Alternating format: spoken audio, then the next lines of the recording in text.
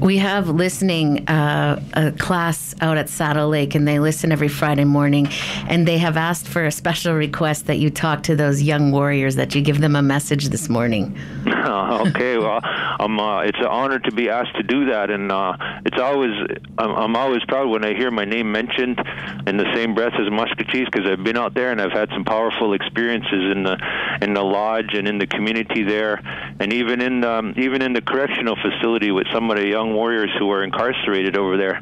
And the message that I would have is look at what's happening and look at what people are doing in order to preserve the future for you to be more Native than we are. You know, look at the way that we live today. It's not reflective of the values and the goals and the visions of our ancestors, and there's a real good reason for that. That's because Canada has stolen all our land and imposed themselves on us. And people are starting to wake up to that, and people are starting to fight for the right for you to be more Native than your dad and your mom and your grandpa even. And so it's up to you to take up that responsibility and that challenge and to be a real warrior and go and grab the future that they're laying out in front of you. Hi.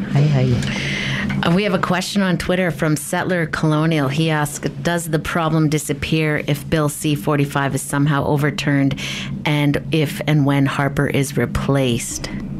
My opinion is no, in answer to that question, because C-45 is just tinkering with the system, and Harper is just a mouthpiece for mainstream Canada. If Harper's gone, it doesn't matter. It'll be somebody else in his place if we don't fundamentally change the system. If C-45 is defeated or any of these other bills are defeated, it doesn't matter, because it's the same agenda that's been coming forth from the time of, let's just pick a date, 1969 White Paper. There's no fundamental difference between what's happening now and the 1969 White Paper. And guess what? It wasn't the Conservatives that put that forward, it was the Liberals. And I doubt very much the NDP, if they do get elected at some point, will have the moral fortitude to challenge the whole system itself. It's going to be us, not a Canadian political party or a particular leader that causes change into this system. And the only way that change is going to come is if Native people stop validating the authority of the Canadian government over them and begin to challenge that. And that means taking down the whole Indian Act system. So taking down the Indian Act system, having these conversations which are uncomfortable in our communities, what are some day-to-day things like today that somebody can do to inform themselves, to be a part of a resurgence movement? Does it mean everybody needs to be doing ceremony? I don't know. I wouldn't make any blanket statements like that about everybody needing to do ceremony.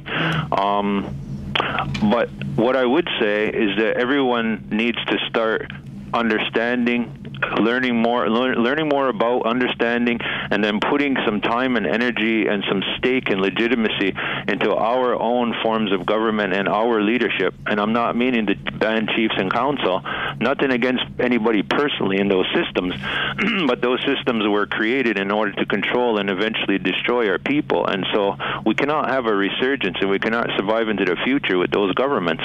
The everyday, immediate thing that people can do 5 minutes from now is to learn more about our true system and to begin to work to make that our voice, to make that the way we run our communities, to make that the way we think about power and the land, and then to bring that forward and to slowly but surely begin to recover our government.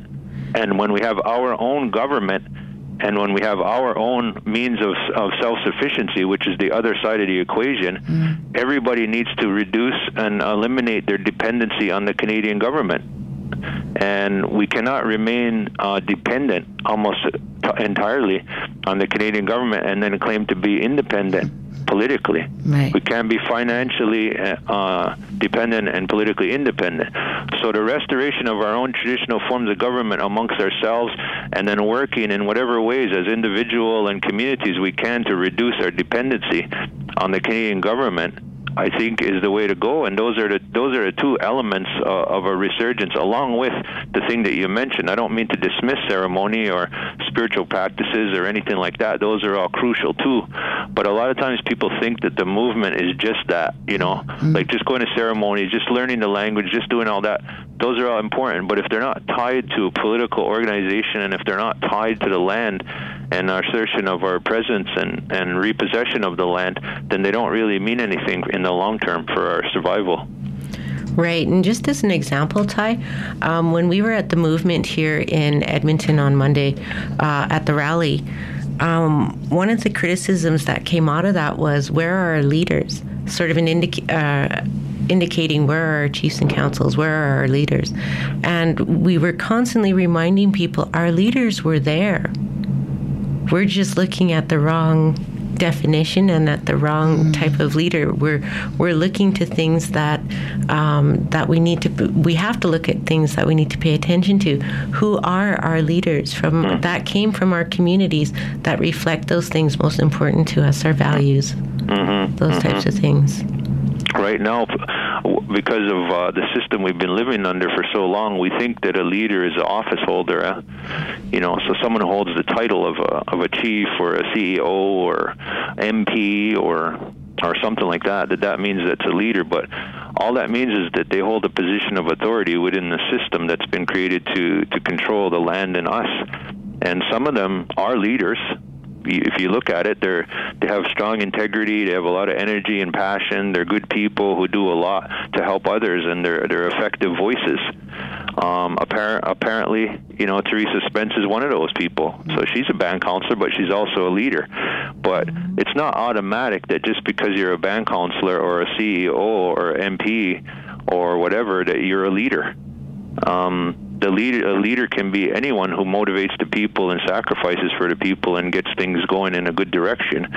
And all too often we kind of ignore those people. You're absolutely right. In order to pay deference to people who are office holders within a system, which, to put it bluntly, the only reason most of us give any legitimacy to is because it's a funnel for money from the Canadian government. Yeah. Do you see this grassroots movement of idle no more, a resurgence of our traditional governance? Do I see it as a resurgence of our traditional governance? Yeah. No.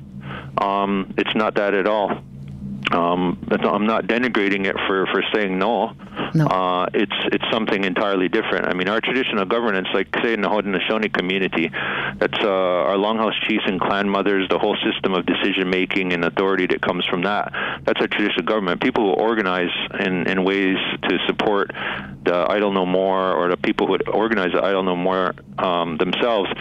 Those are people who are trying to make an engagement with the Canadian political system, and that's necessary. It's a movement, but it's not our traditional government, no.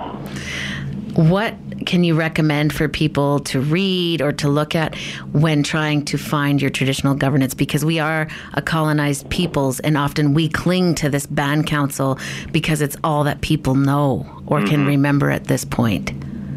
Yeah, that's a difficult question to answer across the board, because I know that in some nations, in some communities, the traditions have been kept strong, and there's kind of this parallel system that's always been there and kind of faces off with the band council, or is an alternative to the band council.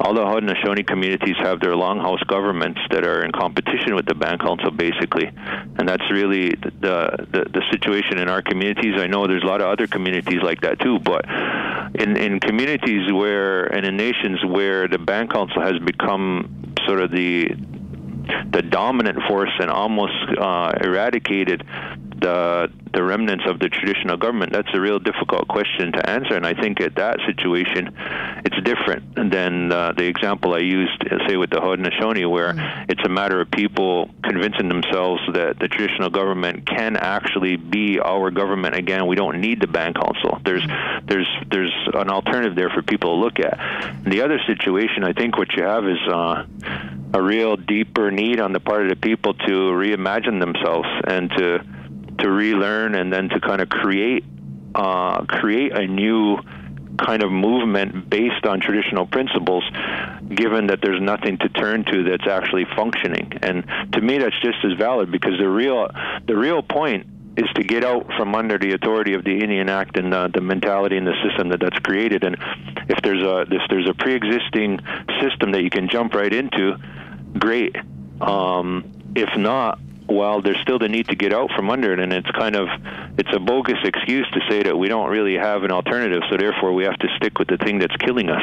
Right. Let's how about putting some work and some effort into creating something different that's based on traditional principles, and that is something different than the ENIAC system, which everybody complains about all the time, but you can't use that as an excuse in order to, you can't say I'm going to stay there just because there's no alternative when you're critical of it all the time.